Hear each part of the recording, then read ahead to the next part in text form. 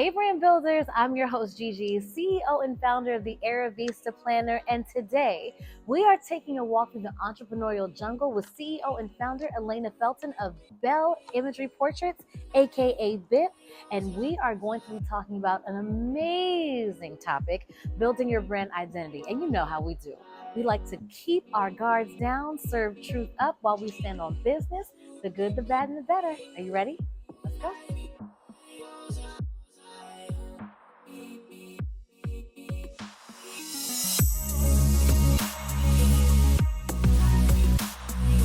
Hey brand builders, and we're back, okay? And today's episode, I can't even begin to describe how excited I am because I know that once my girl, hey, Elena Felton of Belle Imagery Portraits drops these gems that you are just going to want to pick up some cash and just throw it at the screen because you are going to have such a wealth of information that is going to be phenomenal. And the impact it's going to have on your business, I can't wait to see what it does. So, Elena, hey. Hola. Hola, guys. I know that you were a little nervous coming here because you didn't want me to do my accent, but here we are. All right, but I'm not going to do it the whole episode because I know that you don't like it, okay? I don't know why, guys, but we're going to play a game. You ready? I'm scared. Don't be scared. I told you stop it, all right? It's called 30 Under 30, and it's a game where we're going to ask you up to 30 questions, okay? And you have 30 seconds to answer as many of them as you can. All right. Now, the kicker here is that it's a competition. At the end of this season, the guest with the most answered questions gets a special surprise from the Vendmae crew. You ready? You ready? All right. Okay. It helps get your competitive juices flowing when you know what's going on. I think Very competitive. I'm silently in my head. That's good. I think the highest score we've gotten is 10. So if we beat 10, you're number one. You ready? These are questions about you. I got to know myself. Yes. Okay. You got it? All right, let's do it. Let's go. do it. All right, I'm waiting for my producers to count me in. So here we go. 30 under 30. All right. Hometown. Oh, God. Baltimore. Chocolate or vanilla? Chocolate. Desired superpower? To read minds. Favorite teacher? My 5th grade reading teacher. City or beach? Beach. Favorite place to shop? Target. Pop or country? Oh, gosh. Pop. Favorite movie? It by Stephen King. Birth order? My who? Birth order. My what? Your birth order. Where do you fall in line in terms of being born with your siblings? Oh. You want the real answer? It's complicated, huh? Okay, it's complicated. That's okay. That's all we needed to know. All right, Elena, we're going to let you know at the end how many that was. I think you did really well. I think I bombed. No, you did not. What I do you did. mean? What do you mean? No. So we've gotten to know a little bit about you, Elena. So now we're going to jump into your brand story. Who is Elena Felton, and how did you know that you were about to traverse these entrepreneurial jungle-type streets, okay? Tell us. Okay, we're about to get really real. Let's do it. Because the story is not pretty. Okay. So I was in college, and in 2008, I had my son, and then transitioned to senior year in college and graduation time. It's like, come home or stay here. So I stayed. At about 2011, I left Western PA and came back home to Baltimore. Okay. I ain't had no job. I ain't had no money. Trying to figure things out. However, my wonderful mother, as the nonprofit person, hands in everything, she's like, hey, there's some kind of AmeriCorps program that you can get to work through. It'll give you like money towards college. Okay. It will help you do some things. And then the good thing was it was with her same business company, but in the county. Okay, so I didn't have to work with her. Oh, my shade. But that's okay. We love you. That is. I love her, but too much of her. Space. Yes, Yeah, we need to not be together. So ended up coming home, getting the job, and then I worked for AmeriCorps for 2 terms. So that's roughly 5 years. Wow. Yeah, they're 3-year term, 2.5 to 3-year terms. Okay. And I worked with Volunteer Maryland, who is I would say it's an overarching program of the government. Okay. And I worked out of the governor's office. And from there, I helped build nonprofit volunteer programs for government agency schools and churches and things like that. So I had my hands in community development, enrichment, urban athlete out everything. So we did that, worked with nonprofits all over. I was responsible for 30 people once I transitioned into the peer role experience, because second year it was, you no longer have to be a volunteer coordinator. You can now manage them. Okay. So 30 of them I was responsible. Okay. The fun thing is that they're all placed in 30 different places all over the state. Oh, wow. So I got to not only manage, but when it was time to meet them, educate them on anything, I got to go to them. So spent a lot of time on the Eastern Shore, learning all of the state, and it was fun. When it was graduation time for the second time, it was like, oh, you got to go really find a job because you can't do 3 years. Terms? Yeah, you can only do 2 terms. Okay. Now you can take a break and come back. Okay. And there are people that do that at, like, say you're done working and you decided that you wanted to give back and you're like maybe 67 and you don't really want to work. You can do AmeriCorps, or you can do Senior Corps. That's really awesome. So listen, if you're a seasoned, entrepreneur, or just a seasoned individual in general, and you're looking for something to do, that's really awesome. Yeah. AmeriCorps or Senior Corps. Senior Corps, AmeriCorps, it's whatever works for you, because there's something for you to do. There's a little bit of a stipend, so you can get some help, but it's a way to give back, and I grew up always learning enrichment and giving back. That's awesome. So once that was over, my boss at the time, she was helping me to find jobs. Okay. And she's like, you should go. There's a little town called Pigtown in Baltimore. It's like right before you come into the field in the stadium. Okay.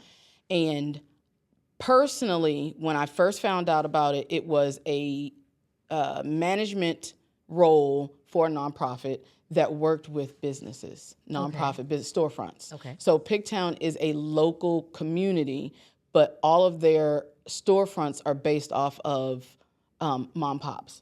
So they have no supermarkets. Oh, wow. Not technically they do. They have a Walmart, but it's very far because it's in Washington Village, Hellthorpe area, around there. So they don't have like all of the things that we would necessarily have access to. So they then build storefronts, coffee shops. That sounds so cool. Things like that, but it's all on one strip. Okay. So every city has some type of historical spot, like Georgetown storefronts. Right. That's all that's there. Yes, they're higher up in luxury, but they're still all small businesses. So my job was to help beautify, keep them open, bring in new business. Okay. So I looked at the resume and said, oh, I could do that. I was trained to do that. I could do that. Unfortunately, didn't get the job because I didn't have enough experience to bring experience. But they didn't know what I know. So I kind of took it hard. Okay. And I decided, hey, you know, what else are we going to do? Fast forward, watching YouTube videos, photography thing comes up. I was like, oh, wedding photographer. That looks easy. I could do that. Point and shoot. Bad. I'm sorry, photographers. I should have never said those things. But that's what I was thinking. Like, this is something that I could do. I like to capture moments. I've always been creative. Why not?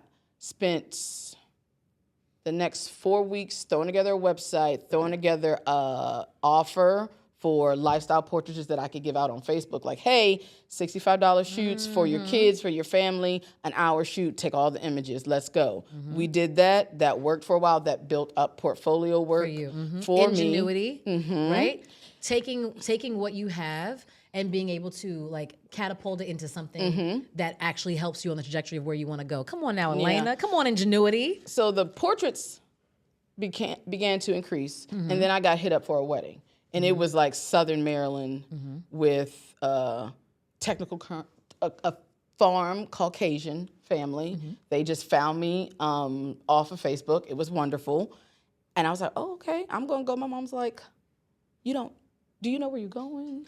Who you going with? Do you know where you are? I'm like, I don't care. Yeah. I picked up the camera. Actually, go back because the story before I made the website, what it was is that a light bulb, and I always like to say it's God. Hey, start a business. So I left my room, and I think it was maybe 11 o'clock at night, ran into the living room, and I said, my mom's working on her sermon. It's Saturday. And I'm like, God told me I should be a photographer. She's like, okay, girl. what does that entail? Right. I just need to go to Walmart and get a camera. So I said, she's like, how much do you need? I need $600. I went to Walmart and I picked up one of those basic, what do you call those things? Just an entry-level body. Okay. And that was my main camera for 2 years. Wow. Where you got professionals, like the top people in DC using $1,600 cameras. they are I was costly. rolling with like a $400 camera with And a still making different it work. lens. Exactly. So I never took like classes or anything. I just kind of picked it up and just went. So when they called me for the wedding, in the back of my head, I was thinking, you don't know what the heck you're doing. So how you gonna make this work? Let's see. I stayed up and I watched YouTube videos. I'm like, okay, I need to learn exposure, sun.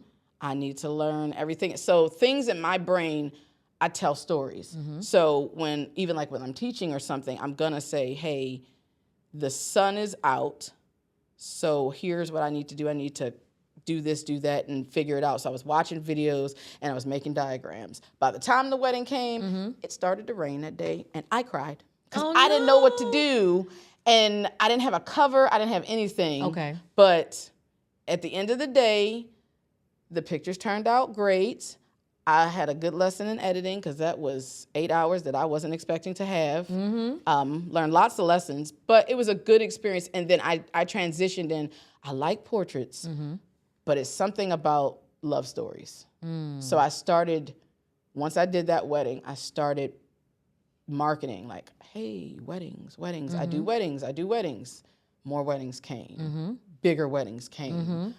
More expensive weddings came. More people of weddings came, like 20 people in a wedding. Yeah.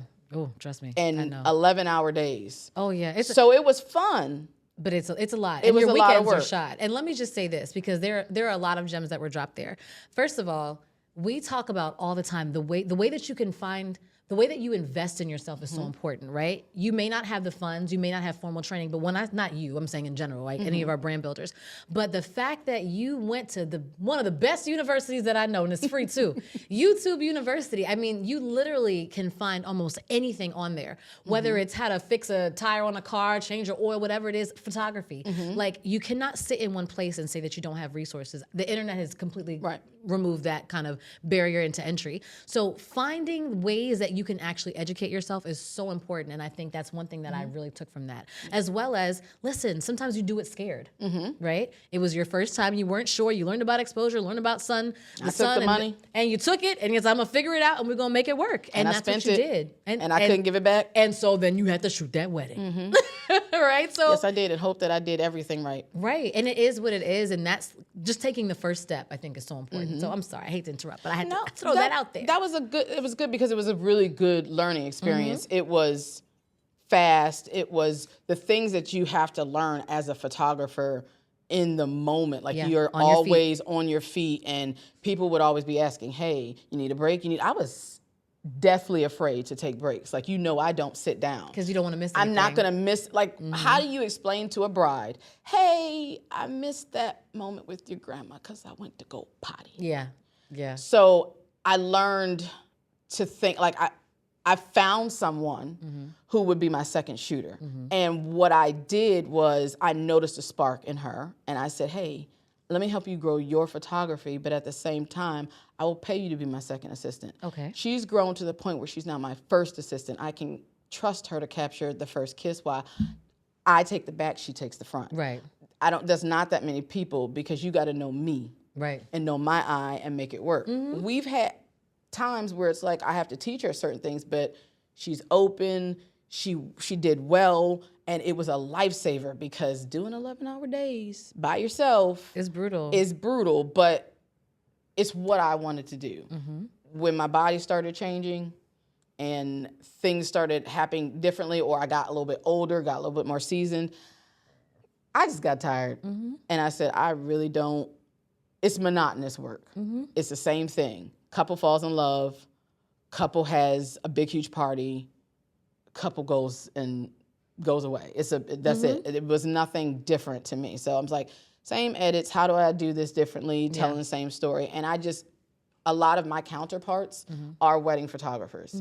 And they noticed, like, I don't think that you love this. Right. So I started to do some events, which I like that. That's fun because you're free. You don't have to think in an event. Right. For weddings especially, you don't. It's very, very you're different. Capturing moments. Specific that's moments. it. You just need, once the couple comes in and they do everything that's on the schedule, you are free to move around the cabin. Right. And just do. So I fell in love with creating moments and telling wedding stories. So you would see, my clients would always look at their wedding reception photos and they'd see, you saw Saudia's, and those were, And you see the art. you see the the story, but I basically wanted to focus on the individuals. Okay. So moments like dad's taking a speech and your sister-in-law is shedding a tear, and nobody sees that but me because I'm looking for emotion. You're seeing everything. I'm trying to tell a story. So that was what ignited me.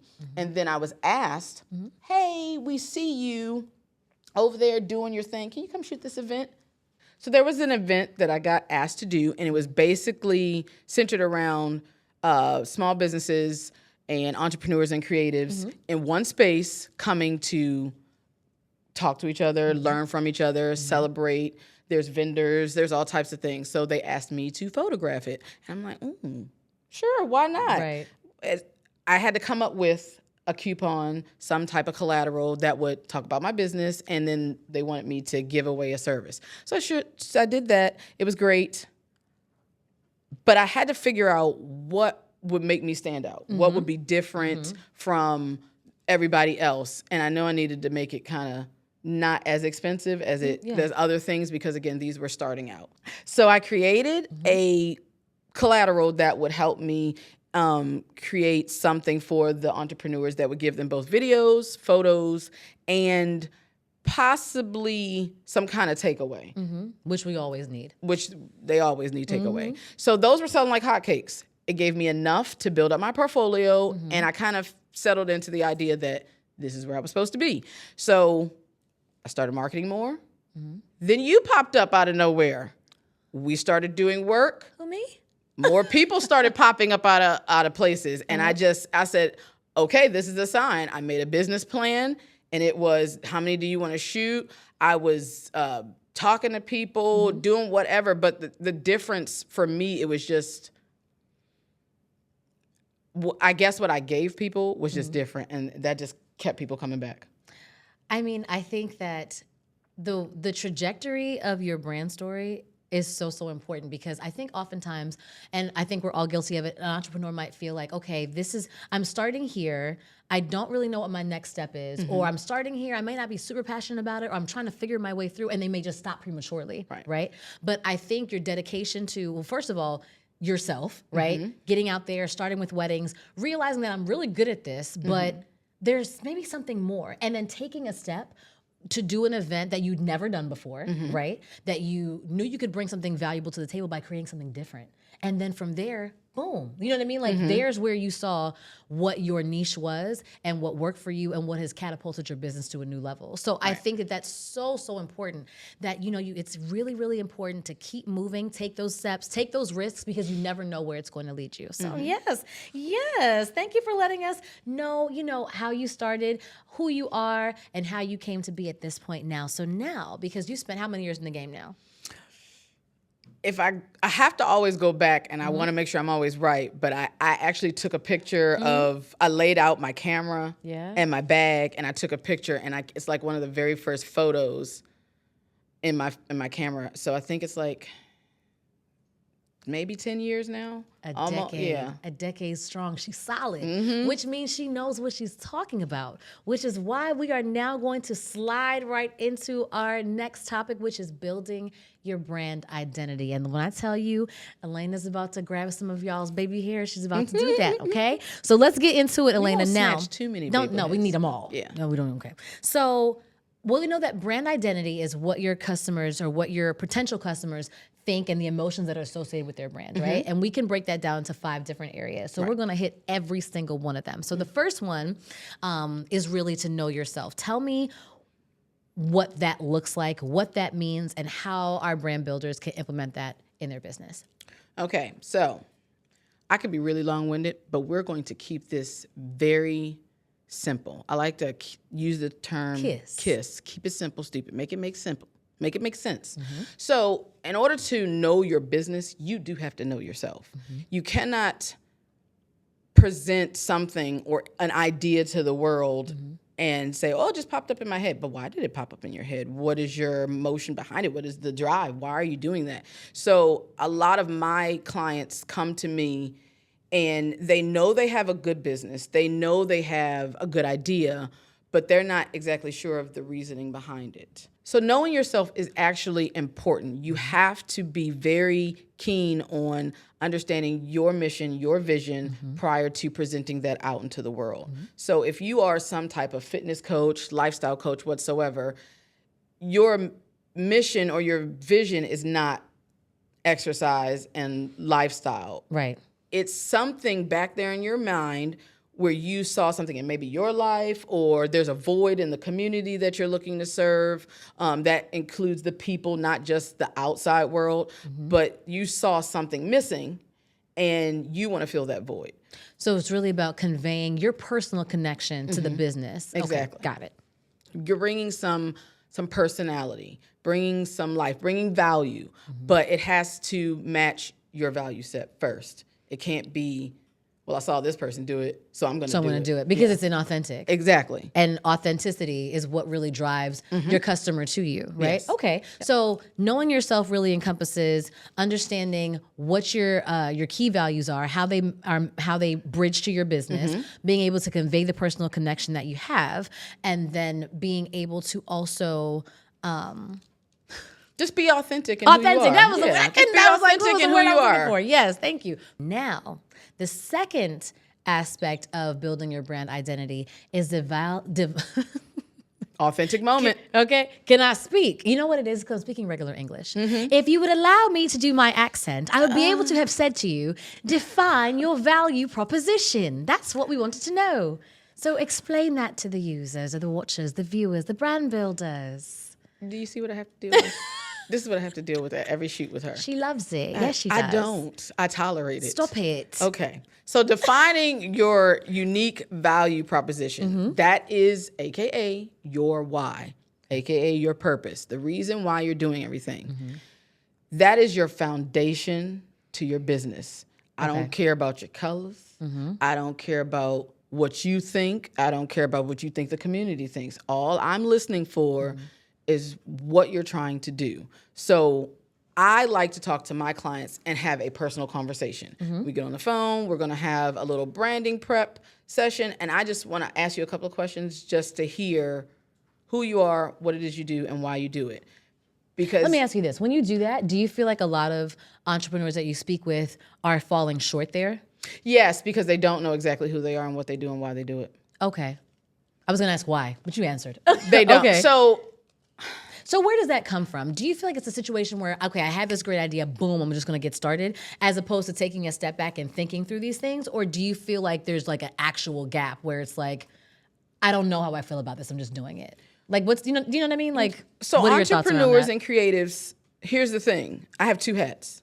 I went to school for psychology, sociology, and business management. So I wear a creative hat and I wear a business hat. Most creatives do not wear those hats. So I think from a business mindset first before I think from a creative mindset. When it comes to your business and your values and all of those things, you have to not just think about like the people, but you have to think about what can I bring to these people? And you don't think about what can I bring, what do they need?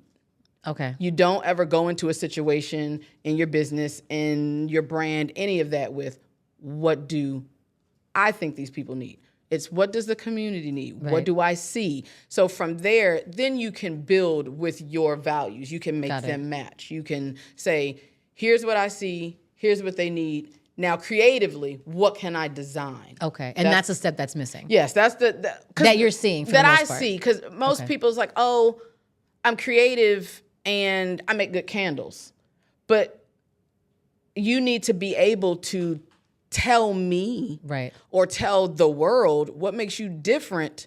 Specifically, if you're going to charge up here and I go to Home Goods Why should I ever come to you? Right. If I don't know what makes you special, then you're going to go to Home I'm Goods. just going to go to Home Goods. Like, Right. you're not going to beat me paying, even in Home Goods, the prices are a little bit more than what they used to be. But you're not going to beat me getting a $6 candle, something this size, because, I'm special and I'm independent. Right.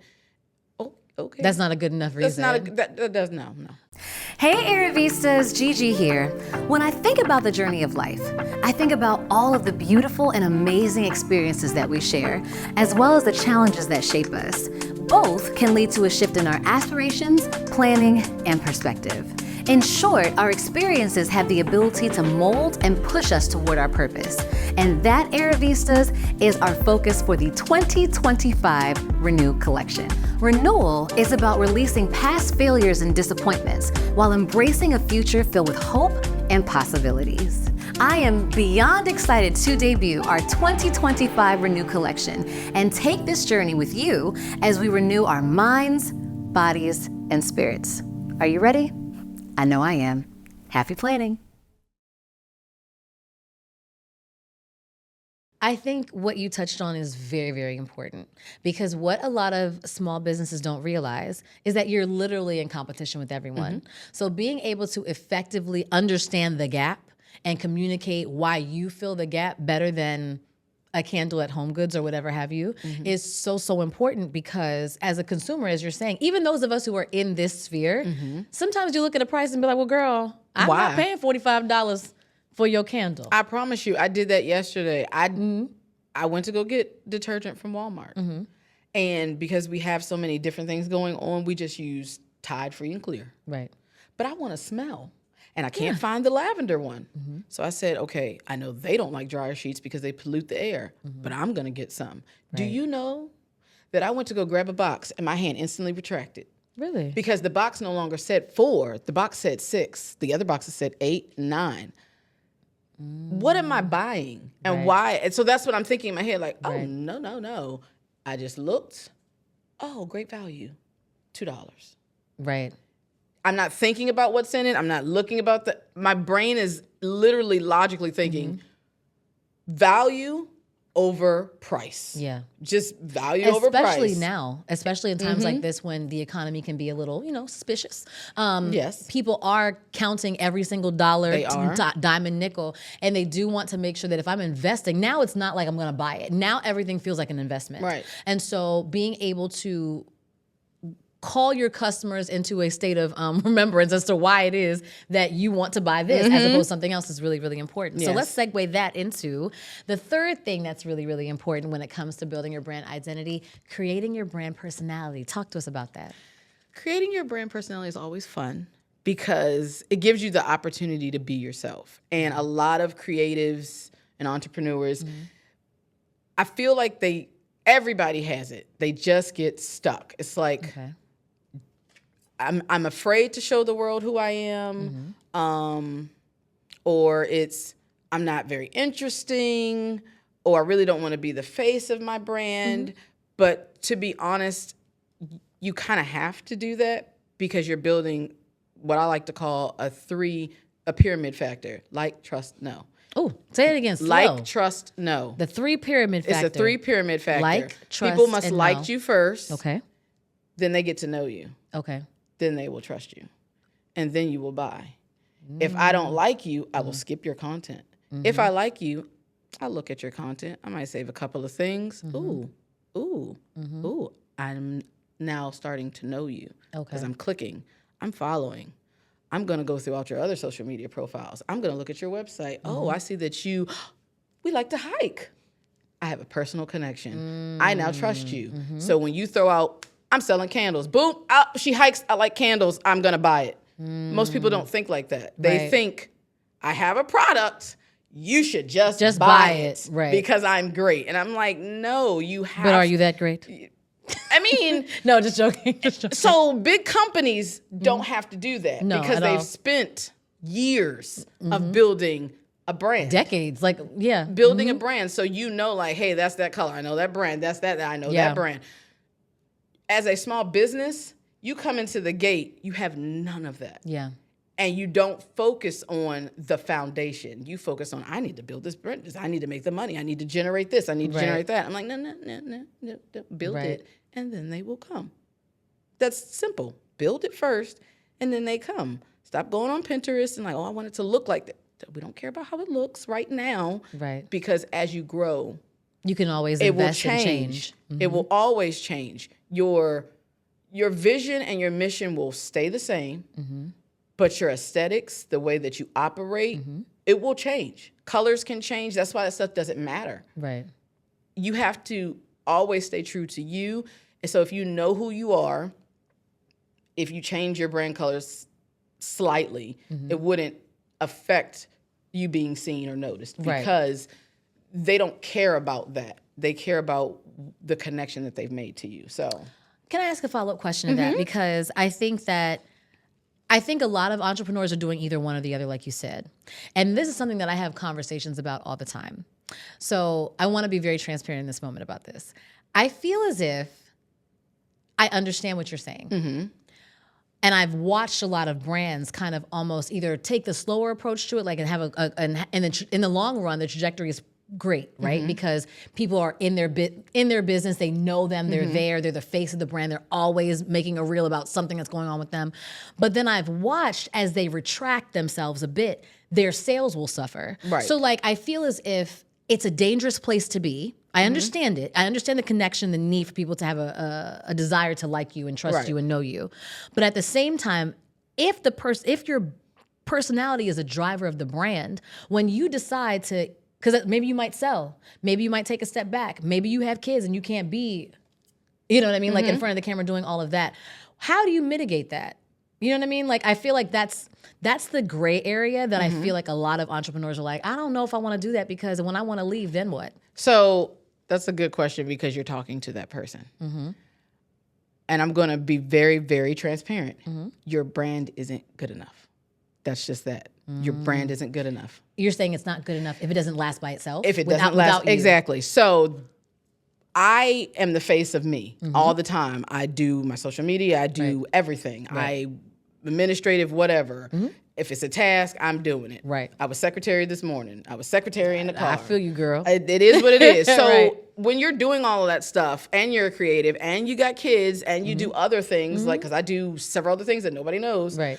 You get tired. Is it legal? Yes. Okay. It's very much legal. Come on. We got to clarify. The fans is watching. Just joking. Just in case, if you want to hop over. No, I'm just kidding. Stop it. I don't know anything about it. That's not me. But I got tired. And one day I just said, I don't feel like posting. I don't feel like doing this anymore. I want to run my business and keep working, but it's the other little idiosyncratic, whatever that word is. It's those little things. Idiosyncrasies. Yes. It's like, I don't want to do that. I don't want to answer this email. I just don't. I just want to collect the check and go. So I got tired.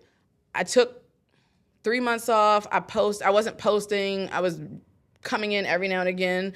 It's the same thing that I do now. The difference with me is that social media is a tool. It is not what I use. I'm word of mouth. I have connections. I have people that I know. Like, I work with celebrities. I don't talk about that, but my brand is me. It's what people are saying when you walk out that door. So if you take a break, you could drop off, and as soon as you come back, people are flocking. But it's, again, what are you doing just on social media? That's not the only place that you can show up. You know what I heard? The word that came to me, diversification. So it really, all of those things, it's so crazy because it works in concert. Like it all, you really have to be able to juggle all of it. But at the end of the day, having an avenue where you are able to, I don't want to say advocate for yourself, but that's what's coming to my mind, for your business is key. And for you, maybe word of mouth, for somebody else, it's an email list. You know, it's so many different things where you're able to touch the people who are going to be able to sustain your business. Yeah, so many people think social media is the only, only tool. It's the only, it is a tool. It's free and you should be using it. AKA, you should be always using it. Not all of them. It depends on what you're looking to do. Right. But you should be using those free avenues. You should be building a newsletter. You should be blogging. You don't have to do that every day, but you should be basically showing up online because the thing is like people like I have this idea and I do hair or I do whatever and I want to be big. The only way you saw that celebrity or that makeup artist get big is they turn their phone on and they started talking. They started sharing their experiences. I'm going here. I'm doing this. That's if you don't want to be an entrepreneur, I'm sorry. Part of that is being a content creator and a lifestyle influencer. Like your life is on display. It's on display. It's almost becoming meshed. You're not necessarily a celebrity, right? But you have to show up and sell your vision, your mission every day, all day, and it gets tiring because you get tired of talking about. I get tired of talking about branding, not all the time, but not right now, not today. No, I don't. It's like some days I'm like, like, what should I do? I don't even know. You don't even have a brand. I don't even know if I want to help. It's like you. Then we got to go back to number one for those people. But we're past that. Those people we're talking to today, they're going to follow our steps. Yes, and we're on step 3. And now this is great because talking about your brand personality, the next part is also super important. And this is where you shine. Number 4, right? It's establishing your visual identity. All the things we like to look at and see. Talk to us about that. That's tricky. So I'm trying not to cross any muddy, murky waters with any brand designers. One of my best friends, she's a brand designer. She's a graphic designer, but I necessarily don't call it graphic because that's not what she does. She designs your brand visually. In Once its totality, someone like me, like a strategist or a photographer, has kind of presented the idea, but her brain works the same way. You got to know you before I can even touch your brand. Because if I give you ideas and you come back and you say, I don't like it. Why? Like there's no foundation or basis as to why. But one of the when I give advice to learning how to build that, it's cut out all of the what do you want it to look like? I want the colors, I want that. That's great. But again, it starts with who are you? So my brand colors are black, red, and some form of pink, but it's more neutral pinks. Black is for predominantly the folks that I want to work with and the beauty of being African American. Then you have the red for boldness. And then because I like beauty in everything, because I'm a Libra, that means that there's going to be an element of femininity. So I bring in the pink. So those things have to, it's not like I like that color because I like it. No, I know that those are my favorite colors, but it has to make sense. When I switched my brand colors, I just knew to add in a little bit of brown, and I took out a lot of the black. I wanted to be a little bit more neutral and softer, but still have the boldness. So you just have to kind of think about you and the vision prior to going on and looking at it, and do not look at other people's brands. Don't do that. Because that's not you. That's not you can look and take inspiration, but do not try to emulate that because it's not you. And then I'm doing everything that they're doing. Why isn't it working? And it's not working for me. It's inauthentic. Because that's not your brand. Right. And you don't necessarily know their secret sauce. You don't know what makes them sell, so.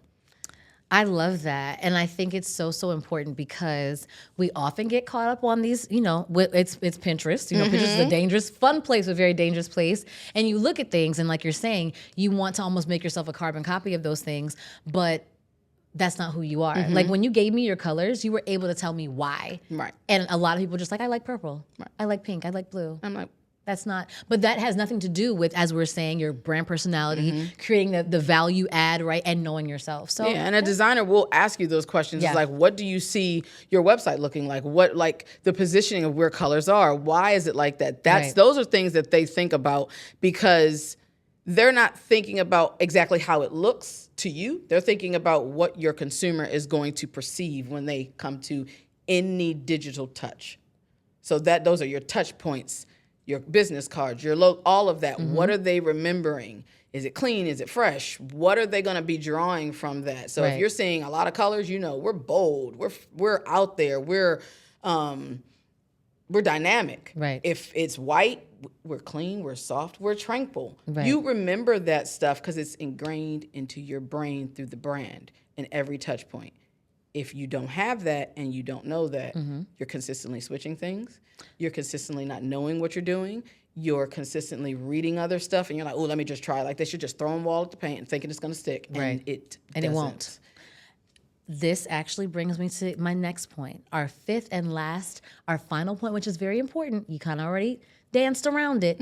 Cultivating brand consistency. What does that look like? Because what I have seen sometimes in outside in these streets, okay, the website will look one way, the Instagram will look another, the newsletter will look another way. Stop it. Okay? It has to be consistent. Talk to us about the consistency piece. Consistency is an aesthetic. And all an aesthetic is a vibe. It's how things look. It is important, not necessarily in the beginning. In the beginning, you just need to have something basic and simple so that people can just know more about you, brand awareness. Okay. However, what you said is you got people trying to show up everywhere.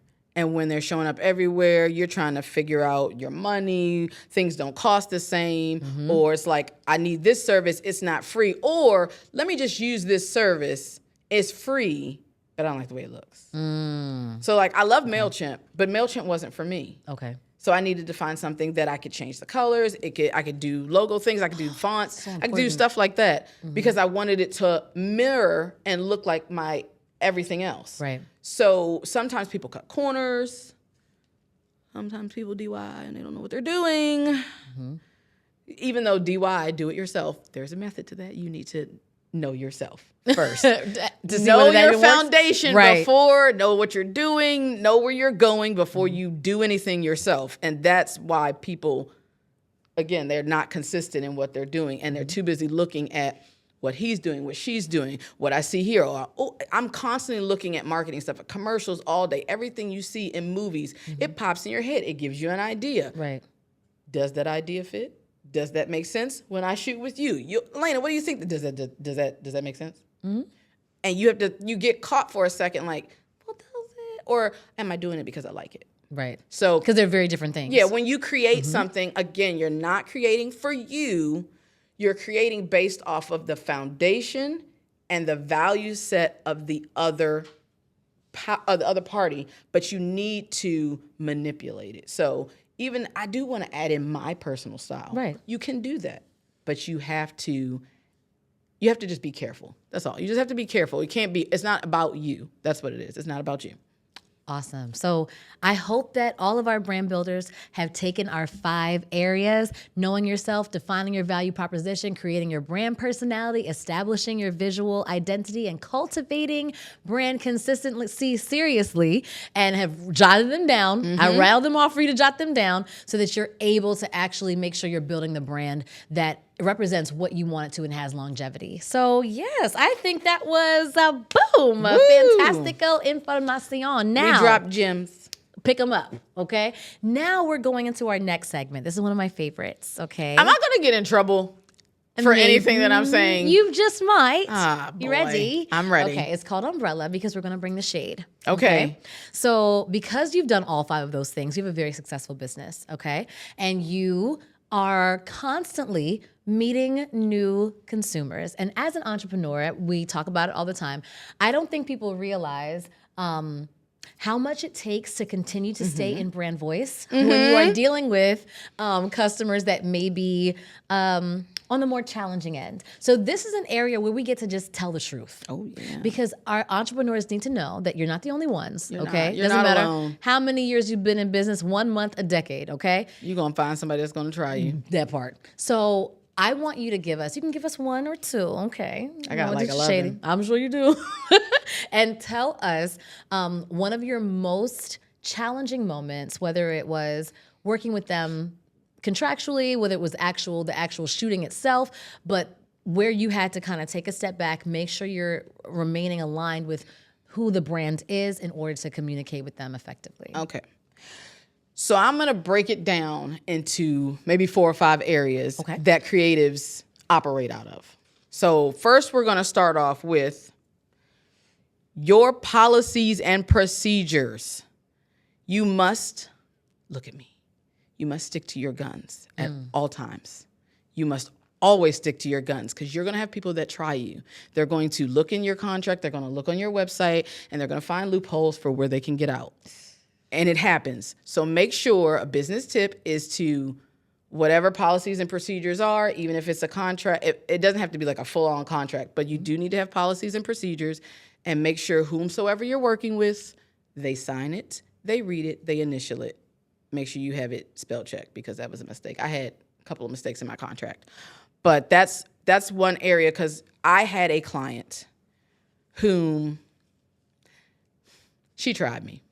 She just tried me. Like, I started doing putting together different packages. My packages, I try to elevate every year, like, what can I do different to make me more enticing? So I noticed that creatives needed to have consistent imagery. Okay. And instead of finding a photographer every 3 months, every 6 months, hire me. We'll work together for 2 times a year at 2 hours, and I'll give you everything that you need. Whatever you need, we'll make it, and I'll give it to you. That meant I was going to put you on a retainer service. Right. So you get 4 payments out of the year prior to the quarter. So if you start in January, you will pay me that fee. Right. And it was like maybe 7 something. And then you go 4 more months, and the next quarter comes up. At the end of that quarter, you do the same. Do the same. Right. You just pay per quarter. Yeah, makes sense. Makes sense. You got plenty of time Simple. to save up your money. I think so. You're right. You know, whether you making dividends or not, most people got a side hustle. Right. Figure or it they out. got a regular job, so you can figure it out. Right. And if you don't have it, what should you do? Open your mouth. But we don't do that. So payments come in, and again, you can say, hey, Elena, I don't have it, and blah, blah, blah. Right. I'm an open book. I'm cool. Like, I know when I ain't got it, I ain't got it. I'm cool. That's not what happened. Sis ducked and dodged. Not ducked. Ducked and dodged. So Not I have daffy. I have a policy. You're late, I'm tacking you on 15%. You get late 3 more days, I'm tacking you on another 15%. You late again, I'm tacking on 20%. When you're past 60 days, I'm throwing your project away. I'm putting you in archive. You want it to come back out, you're paying me to bring it back out. So wait, people wait that long? I've only had it twice. Yikes. Because you don't think I'm serious. And one thing I don't play about is my business and my money. That's why we in Because business, my right? money Right. makes my business go. And my Exactly. business helps you. And I can't do what I do if I don't have the money. Because a lot, like you have a website, you got to pay for that stuff. Yes. Galleries, stuff Everything like that. costs. Everything costs a fee that you put into whatever you're charging your client. And Right. so you don't pay me, then I'm going to delete your gallery because you're taking up space that I'm now paying for. Right. So I have to be very clear and tell, like, hey, your gallery is up in 2 weeks. You don't download your stuff? Womp, sorry. I'll give it to you. It's going to cost you. Right. Because I have to go back in my system. So you mean to tell me the sis didn't pay? She paid the first time. So I'm going to break it down. Okay. This is what I cultivate in my head after the whole situation is over and I prayed about it. She wanted a photo shoot. She had worked with me before. She got a brand shoot before. Okay. Same package, but this is over a year. So Okay. she did a brand mini. She comes back. She gets the first shoot. And she's like, I don't think I have the money. Next 3 shoots, she wipes out clean. And I'm like, hey, your money. Send you reminders. And here's the funny thing. I got a good system, a CRM system that would be consumer something, but it takes care of whatever your people. So all of our service-based providers, You need a look CRM. into a good CRM system. You need it. Honeybook, which is very popular. Desado, whatever. You just need something. So I see when you see emails. I see when you see it at what time and what VIP. Like I see when you open it from your cell phone. Yikes. I see when you open it from your Android or your tablet. It doesn't matter. There's a paper trail. There's a paper trail. So sis said, no, there was no communication at all. So I said, you know what? I'm done. You can change your policies and procedures at any time. It's your business. So I then went back in I went back into my procedures and to my contract, changed some things around, and I sent her, letting her know, you have been effectively terminated. If you want to come back, this is how much you owe me.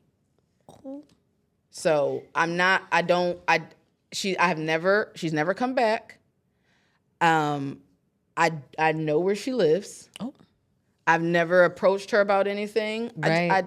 I was kind of PO'd in the beginning, but then I was like, I don't care. You know what they say, all money ain't good money. But the thing is, It isn't. You were able to, first of all, you had a good system in place Mm-hmm. that was able to, you had checks and balances, you have a contract, you have the ability to be able to communicate with them, right? Mm-hmm. Change your policies and procedures. And you still kept, you didn't fight her. No, I didn't. See? I didn't. That's I didn't. good. But the policy is if you want to come back, this is what you it have to is. do. This is what it is. And the thing is, I've had that situation happen a couple of more times, but those people generally needed their photos. Right. Or, hey, Elena, my gallery died. 2 weeks. And I sent you 3 reminders. So don't tell me you didn't see it. So you want it back? That will be a fee. So I'm so glad that you said that. So we're talking about fees, okay? Mm-hmm. Now that we're in fees, we're gonna drop down, right? So listen, whoever you were, I'm so sorry that happened to you. I hope you amend your ways. And I hope that all of our service-based brand builders are actually listening, writing some things down so you know how to mitigate this, because this is not the first time I've heard things like No. this, and it won't be the last. So making sure that you're protected, and that you're not giving away your products for free, your services for free, and that you're able to just kind of mitigate loss for yourself and time. Right. Right. Check your heart. Mm-hmm. I always say check your heart pulse, because people will pull on your heartstrings. This is a business, and you cannot technically call yourself a business if you're not making money. That part. So if you want somebody pulling your heartstrings, stay as a hobby. Well, That's just that. and this is the brand builder. We're turning We're hobbies into trying businesses. to make some money. That's right. So now we're going to talk about something that a lot of entrepreneurs don't often. And it can be dicey because, you know, when you look at Instagram, it's always like, oh, I'm doing this, I'm doing that. But let's keep it a stack, sis. Sometimes you're in the red. So our next segment's actually called In the Red. When was a time, you know, that you have experienced, whether based upon extraneous circumstances or something that you have done, where the money was funny? So in the red, most companies, most businesses, most brands, I'm not gonna lie, you'll be in the red 95% of the time until you get Quiet to as it's kept. a certain degree in your life. Like you will have moments of, oh my God, I got so much money. And then a week Nobody's later, buying from me. Nobody wants. I am currently in that space. And I'm in that space because I put myself in that space. I transitioned after having my daughter, not just because I knew that I wanted to be home more and I wanted to be able to be free and be a part of the biggest parts of her life. But I knew that clicking a camera is not what I really wanted to do anymore. I wanted to teach. I wanted to speak. I wanted to be on podcasts. I wanted to share my knowledge.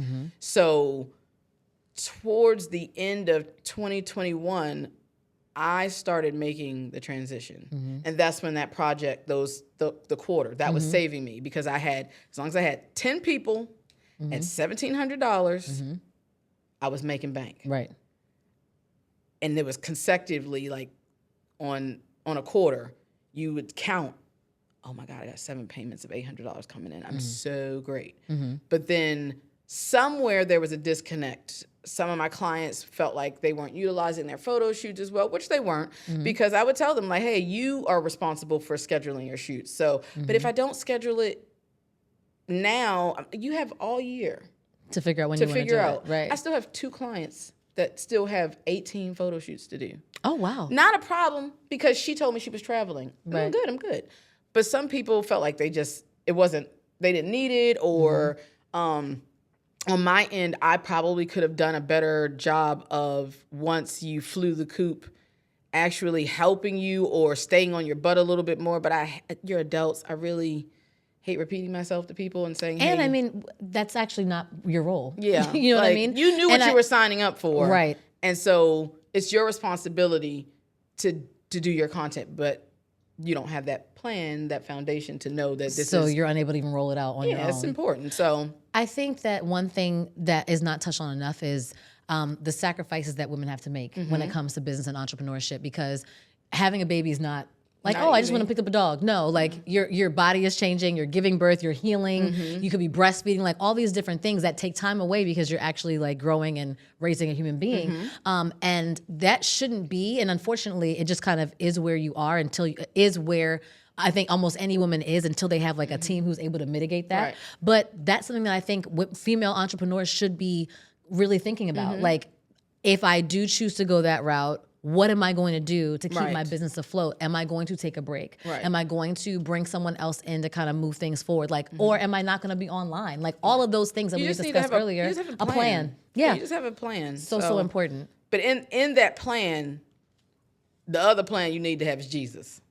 Okay. Or Amen. something. Yes. What, not yourself, not just yourself. If it's Right. that little bitty rock over there in the corner, take that rock and say, give me No, the not the strength. rock, not the We- rock, well, Jesus. I'm just saying, we gotta be. No.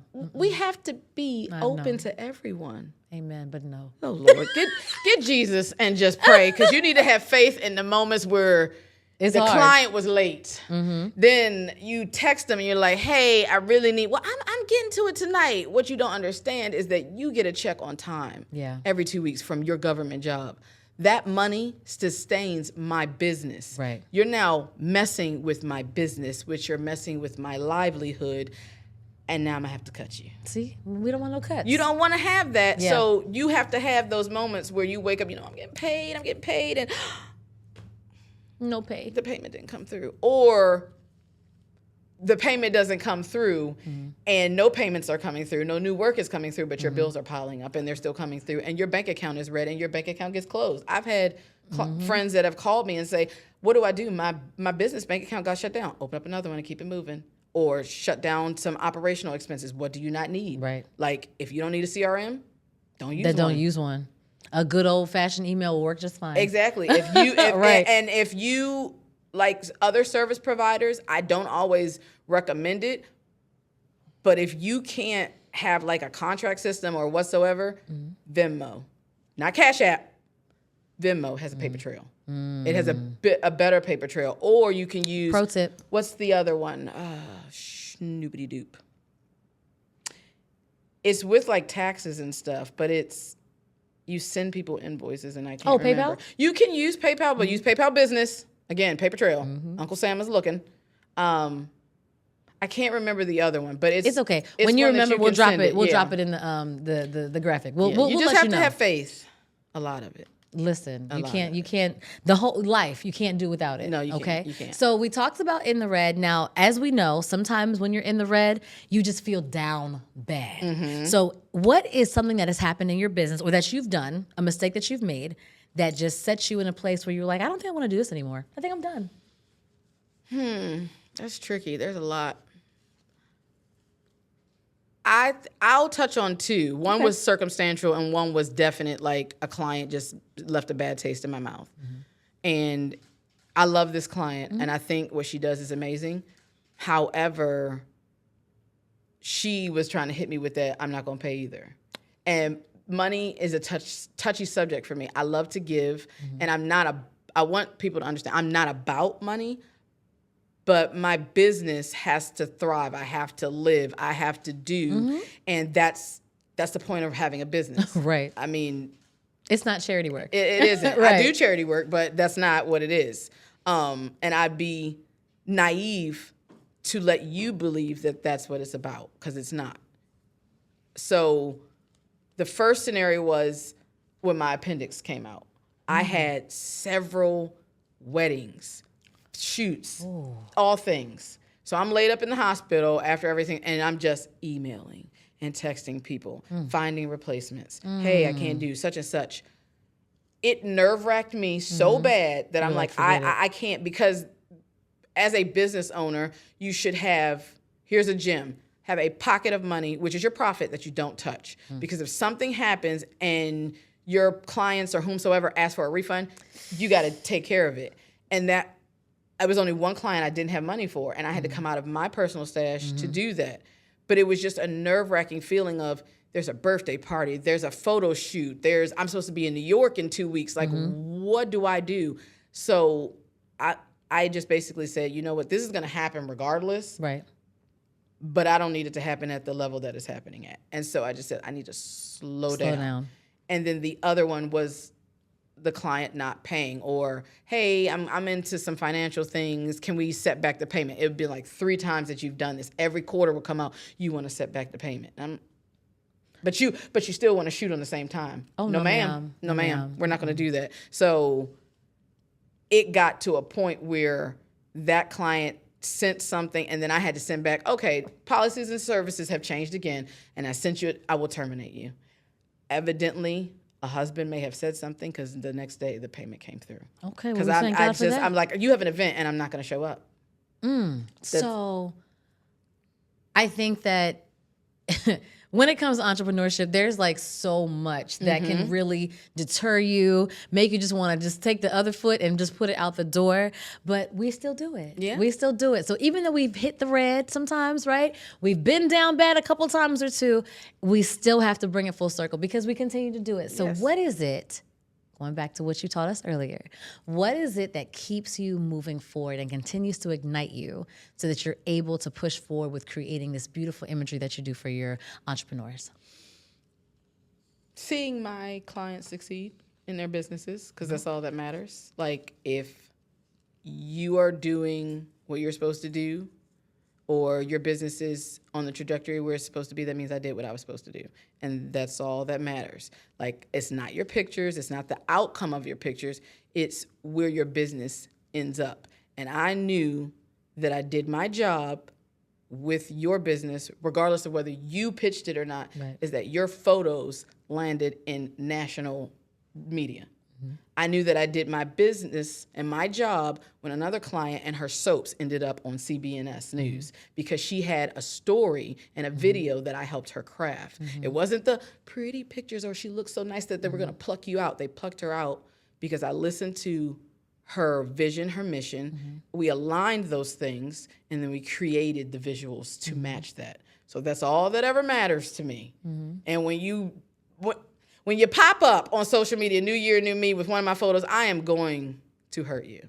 Oh, no. Because that's not, that, you think everyone has the mindset of start off with the visual first. Right. And then you come up with the content. You're like, but what did...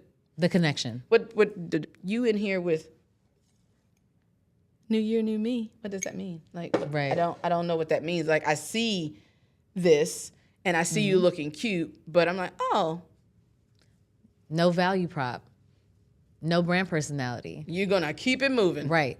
But if you had that, even as a pose, as generic as it is, and you knew the story behind it, or you could wake up and throw anything on social media, and you know exactly who you are, what you do, and why you do it, your words, your marketing, your conversation just comes out naturally. It doesn't matter what you post. It'll always make sense because it falls in alignment with those three things. Which will create impact because it's authentic, which then drives to the success of your business, right? That like, know, and trust. Yes, yep. That three-pronged approach. Like, know, trust. I love it. So now, Elena, you are going to, we're almost through, and I hope that our brand builders have really enjoyed this. So now you are going to give us your Vendmae tip of the day. Okay, so one thing that either you wish that you knew, a gap that you see for other entrepreneurs, something that you want to leave them with, so they can continue to cultivate successful businesses. What would it be? My Vendmae tip of the day is to always educate yourself, to continue to learn, whether that be, it'll be self-taught all the time, because as a creative, as an entrepreneur, you could go online, you could read books, you'll do all that stuff, but you get hit with constant, like, take my course, take my this, take my that. Right. And I'm not saying that that's not a good thing, but when I started, I had no money for that. Right. When most brand builders start, there's no money for that. There's no money for that. And people will say, you need it, you need it, you need it. Yes. However, if you love what you're doing and you understand what you're doing, then you'll seek out avenues to figure out what it is that you're doing. Like, you want to create differently, or I want my pictures to look better. I don't have money to take a class, so what I'm going to do is I'm going to find something free. Right. And I'm going to constantly be doing it, or I'm going to go outside and I'm going to shoot and I'm going to shoot. When I first started, I was shooting everything. I'd pick up the camera, go downtown. I'd do whatever it is I needed to learn. Light, I needed to learn that entire triangle. Nothing else mattered. I needed to learn exposure, frame rate, and whatever the other one is. See, I'm self-taught, but I needed to learn that. or else nothing else was working. And I could care less about the business at the time. I just needed to learn my camera. So always educate, find a book, find a podcast, find something, whatever. Listen to this podcast. But whatever you do, just don't stop learning from people, experiences, whatever. Just don't stop learning, because the world is literally your book. It'll teach you everything. Be a constant and consistent learner. That's what it is. I just want to say thank you, You're welcome. Elena, for traversing, walking, stomping through this entrepreneurial jungle, because we have learned a lot. And I hope that all of our brand builders have taken everything to heart, have taken their notes, and will go back and reflect. That's really important. So we want this to be an avenue where you're able to reflect and ask yourself, what is it that I can do better? And as you know, listen, oh, wait, I almost forgot one thing. There's something special. What is it? They have to know what it is. Our coupon code. Oh, yeah. Yes, let's talk about it. So if you don't already know, Elena's a wealth of information, and she is here to help you. So Elena, what special info do you have for those who've made it all the way to the end? Okay, what do you have to tell them? So I love to give. And if you are someone, and you know you are, you need photos, you need video, you need a marketing plan, you need strategy. You can use my code, S2.Ep.10, and I'll give you 20% off of any service that you desire. Because, again, you're starting off here, but I need you to get here. You got to get here. And the only way you can do that is by having somebody to help you do that. That's a fact. BIP24, BIP24, 20% off. Excuse me, sorry. 20% I gotta off. keep some of my change. I gotta keep some of it. Right, not all of it. 20% off any service. Any service, And we're any talking brand, marketing, strategy, any of that. If you don't know exactly what that is, I will tell you exactly what I do. You got an idea, I'll help you create the brand. If you already have a brand, I'll help you elevate the brand. If you have all of that and you don't know how to talk about your brand, I will help you create a marketing strategy. I couldn't. And have if you're said it still better. lost, we can have a clarity conversation and really dive in. But you might cry. No, we don't want. No, that's it'll good, be tears but of that's joy good. They're because tears it of cleanses joy. for something new. Yes, because okay? you will understand yourself in so many other ways. I'm with it. So all of our brand builders who are looking to make that happen, you want to elevate, you want to kind of maybe rebrand, have discussion strategy. Listen, strategy is so key. Planning is so important. Obviously. Pivot. Pivot. Listen, she is here for you. BIP24. Don't forget to check out all of her socials. What are they? Instagram, Facebook? Just basically Instagram. That's where you're going to find IG, okay? That's where you're going to go. Yeah. So you're looking up Belle Imagery Portraits, okay? That's where you're going to find her, and you're going to see all that you need to. Reach out, DM. She's going to be able to talk to you and share her wealth of information. And so I just want to say to all of our brand builders, thank you for taking a walk through us through this entrepreneurial jungle. You see how crazy the streets are? We want you to like, to follow, and subscribe. We appreciate you taking time with us, where we as fellow entrepreneurs are able to let our guards down, serve truth up while standing on business, the good, the bad, and of course the better. We will see you later. Bye.